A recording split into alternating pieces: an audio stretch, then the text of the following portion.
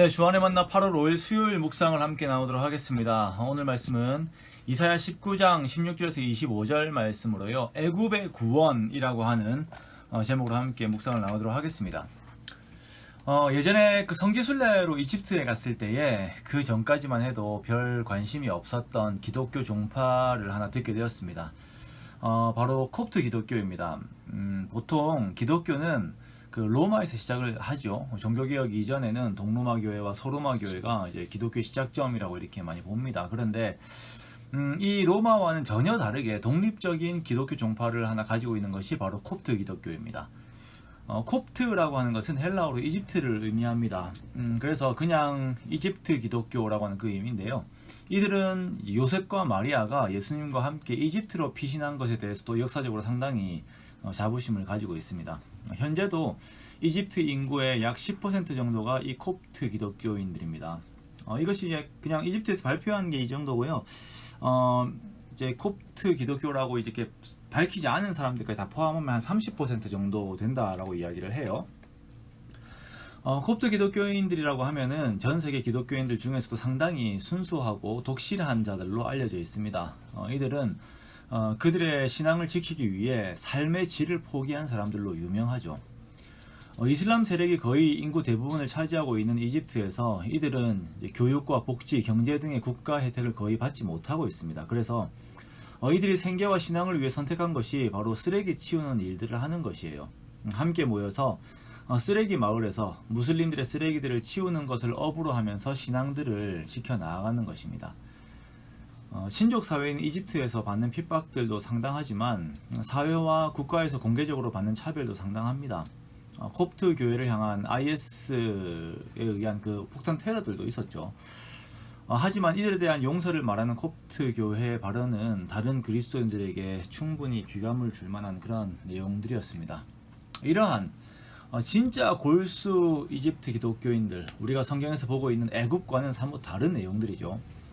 구약에서 애굽하면 항상 우상의 국가, 세상으로 묘사되는 국가이기에 그 이미지가 현대에까지 이어지는 경향들이 있습니다만, 오늘 이사야에서는 구약의 시대이지만 미래의 이집트에 대해 말하고 있습니다. 즉 예수 그리스도의 복음의 능력이 임한 이집트를 말씀하시는 것이에요.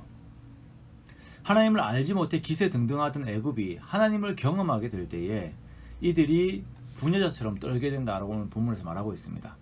하나님은 능력을 만나니까 하나님 앞에서 전율하게 돼요. 여호와께서 흔드시는 손이 그들 위에 흔들릴 때에 그 두려운 심판으로 인해서 이들이 할 수 있는 것은 단지 떨며 두려워하는 것입니다. 하지만 이러한 심판 이후에 애굽에는 하나님의 구원의 손길이 임하게 됩니다. 18절에 보면 애굽이 하나님의 말씀을 이해하고 섬기게 되는데요. 이것이 가능한 이유는 가나안 언어가 이미 애굽에서 사용이 되고 있고 여호와께 충성하기로 한 5도시가 있기 때문입니다. 이 5도시는 예레미야 44장 1절에서 보면은 멤피스, 믹돌, 다마네스, 바드로스 그리고 장망성입니다. 이들을 통해 하나님의 말씀이 애굽에 확산되고 애굽이 하나님께 돌아오는 역사가 일어나게 되는 것입니다. 그리하여서 하나님께 돌아온 애굽은 하나님의 제단을 세우고 하나님을 기념하는 기둥을 세우게 되며 하나님을 의지하여 그들의 적들로부터 하나님께 도움을 구하는 그런 관계가 됩니다. 하나님께서 애굽에게 행하시는 심판은 심판 자체가 목적이 아니라 이러한 과정 이후에 있는 예수 그리스도를 말미암은 이들의 회복이 목적인 것입니다. 하나님을 대적했던 애굽이 하나님의 심판 이후에 하나님의 백성으로 회복되어 유다, 아수르와 함께 하나님을 전하는 축복의 통로가 되면서 하나님의 귀한 존재가 됩니다. 25절에서 나의 백성 애굽이여, 나의 손으로 지은 아수르여, 나의 산업 이스라엘이여, 복이 있을지어다 라고 말씀하시는 이 말씀이 결국 하나님께서 애굽에게 하시고자 하는 말씀이며 이들을 향한 하나님의 마음인 것입니다. 이에 대한 역사적 결과물이 현재 시점에서는 콥트 기독교인들이죠. 예수 그리스도를 말미암은 애굽의 회복, 비록 현재는 여전한 핍박 속에 이 장막 속에서의 그 삶들을 살아가지만 예비해 놓으신 영원한 천국을 향한 삶을 살아가는 자들이 저 멀리 건동에서 지금도 함께 한 시대를 살아가고 있는 것을 보면서 우리를 향하신 하나님의 약속의 신실하심을 봅니다. 온 세계를 향하신 하나님의 회복의 계획이 지금도 진행되고 있어요.